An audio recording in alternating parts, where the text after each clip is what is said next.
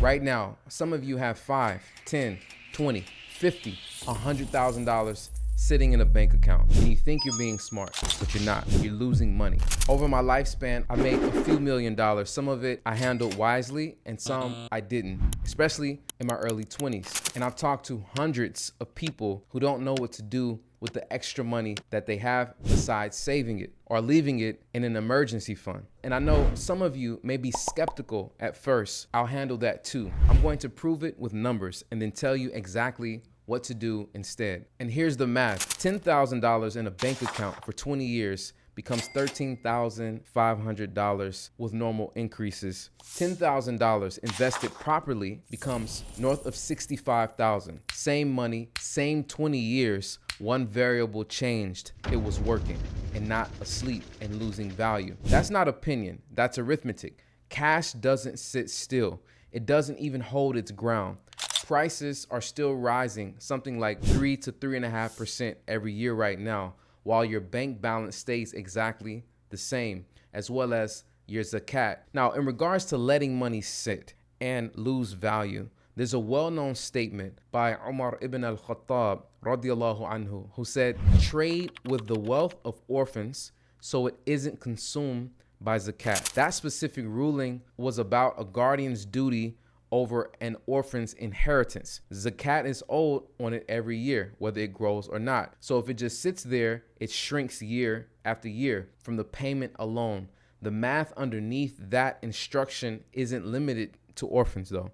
It's true of your money too. Stillness has a cost. So you can consider investing that money so that it grows year after year. So how much money do you actually need? How much should you put into your savings account for a rainy day, your emergency fund, versus how much should you have in your investment portfolio? It's not a guess. We have a formula. Add up your real essentials, rent or mortgage, food bills, multiply that by 3, and that's your floor. Want more cushion? Multiply that by 6. But you need a ceiling. At a certain point, that money is sitting that could be over the long term, making money year after year and growing for you. Investing takes learning a different way of thinking about earning. Most of us are employees and we make money that is tied directly to our time. But investing, having capital to invest into appreciating assets, earns you money that is not tied directly to your 40-hour week. I know an older Muslim gentleman, he's been investing in compounding over years and they're in their 50s now, earning 150 to 175K a year with over $3 million in the bank for retirement. But I've sat across people that have made the same amount of money over their career and they are the same age and they have an emergency fund that could have been generating money and taking advantage of compounding, but they held on to that money and didn't learn about investing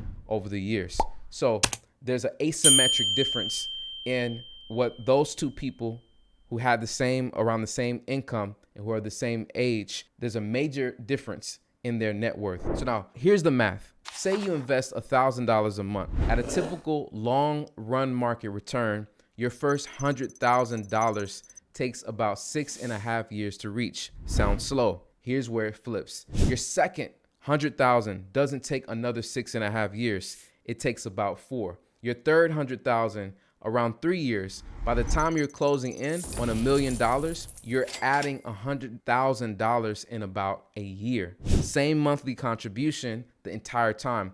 What changed is your money started making money on the money it already made. That's compounding. And it's why your first dollar invested matters more than people realize. It's not really about the first dollar. It's the seed for every milestone that comes after, arriving faster each time. Now, I already know what some of you are thinking. Investing is just gambling with extra steps. I heard someone say that the stock market is halal gambling. Let's kill that right there, because it's the only thing standing between you and that curve I just showed you. When you buy a stock, you own a piece of a real business, and that business can be Sharia compliant. That business can generate and serve real people, have real services and products, and that is halal. Gambling has no underlying asset. Nothing real changes hands. A stock has a real company behind it, selling real things, making real money, or not, based on whether it's actually good. And that's not change. That's ownership when you research the companies that you are investing in. The market will drop hard at some point and sometimes. Yes, it has before and it will again. That's not a flaw. It's exactly why time and consistency beat timing every time. You don't win by predicting the crash. You win by still owning real businesses 10 years after it happened. Panic selling at the bottom is the actual gamble. Staying invested in something real is not. If you've been learning about trading or investing from this channel, there's one question I get more than any other. How do I actually start investing the halal way? And for a long time, I didn't have a straightforward answer because there wasn't one place that walked you through it step by step. So we've created a free halal investing guide that you can download by clicking the link below. If you're a Muslim who wants to grow your wealth but doesn't know where to start or what's actually halal, you're not alone. Every time you search halal investing, you get 10 different answers.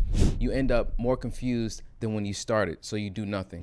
And doing nothing feels safe, but your money sitting in the bank loses value every year, and most of the banks that we invest into are using our money for riba and also for causes that are directly opposed to the Muslim community. So the gap keeps widening and widening.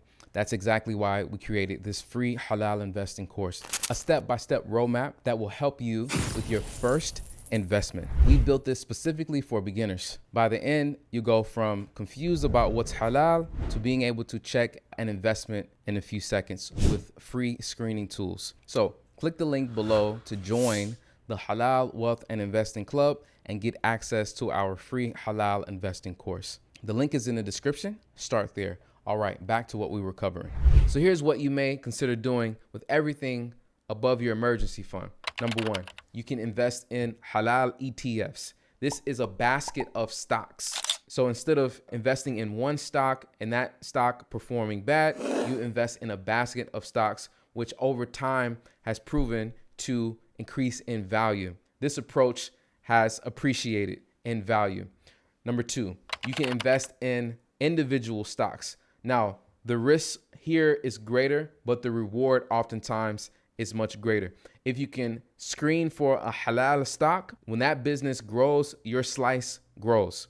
So you can consult some of the halal screeners that are based on the mainstream Islamic finance boards like AOFI. And I have a video on Musaffa. There are other tools out there that you can use. Picking individual stocks well is a challenge. So I began with halal ETFs. It's one purchase, exposure to hundreds of screened companies. And that's the best place to start as a beginner investor. And as you learn more about investing and increase your knowledge and your practice, then you can start to invest in individual companies. Now, one more thing I won't dodge. Halal screening checks a company's debt and its interest income and the categories of pork, beer, alcohol, and weapons in some cases. But sometimes these screeners may miss certain companies' dealings politically or other activities that they may support. For example, there are a lot of companies that are dealing in weapons and they are geopolitically supporting causes that may go against the Muslim Ummah. So if that matters to you, and for a lot of you and a lot of us, it should, that's a second research step separate from the general halal check. As you gain more knowledge, you will understand more about this. Anyone telling you that the green check mark answers every question you have isn't quite being straight with you. Compliance changes with companies. A lot of these screeners have that built in. A third and fourth option are real estate and actual gold and silver, actual commodities that gain value year over year. I'll cover this in detail in another video. So here's where I normally make you wait until the end for this, and I'm not going to. Everything I just walked through, the screening criteria, the actual thresholds, the tools, how to evaluate a company properly, I put in a free course, the whole thing. You can click the link in the description to take that course. Not 3 lessons, then a paywall. I dive deeper into these concepts in that free course. So here, look, you have a few options. One, you keep your money dormant and asleep and keep losing value on that money to rising prices year after year, or even maybe zakat depreciation. Number two, you try to figure this out alone from scattered videos and comment sections where nobody agrees. Number three, you take our free course that already walks you through everything I just covered, start to finish. We talk about tools and things in detail. Go download it. The link is below.